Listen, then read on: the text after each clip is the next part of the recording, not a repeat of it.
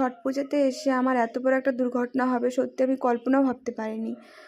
মানে এত বড় দুর্ঘটনা থেকে বেঁচে উঠেছি আজকে। রাস্তার মধ্যে কিছু মানুষজন বাজি ফাটাচ্ছিল, সেই বাজির আগুনের ছিটা এসে আমার পায়ের নিচে পড়েছিল।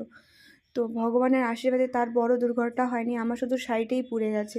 মানে এই সময়টা, মানে এই আজকে পুজোর দিনে আমি শাড়িটা পুড়ে গেছে, সত্যি এটা অনেকটাই অশুভ। খুব খারাপ লাগছে আমার। আর কিছু মাস ধরে না আমার ভীষণভাবে খারাপ যাচ্ছে। কেন এরকম হচ্ছে আমার লাইফের মধ্যে? মানে কার এত কালা নজর আমার জীবনের মধ্যে লেগে গেছে ভগবানই জানে। একটার পর একটা আমার লাইফেই মানে দুর্ঘটনা ঘটেই যাচ্ছে। আজকে দেখো তো কত বড় দুর্ঘটনা থেকে বেঁচে উঠলাম। আরও কিছু জিনিস ছিল, সেটা হয়তো তোমাদের সাথে আমি শেয়ার করিনি, কিন্তু আমার লাইফে এত দুর্ঘটনা ঘটে যাচ্ছে সত্যি। আর আজকে পুজোর দিনে আমার শাড়িটা পুড়ে গেল। শাড়িটা পুড়ে যাওয়ার বড় কথা না, কিন্তু মানে এই পুজোর দিনে একটা অশুভ জিনিস আমার সাথে ঘটে গেল। মানে খুব খারাপ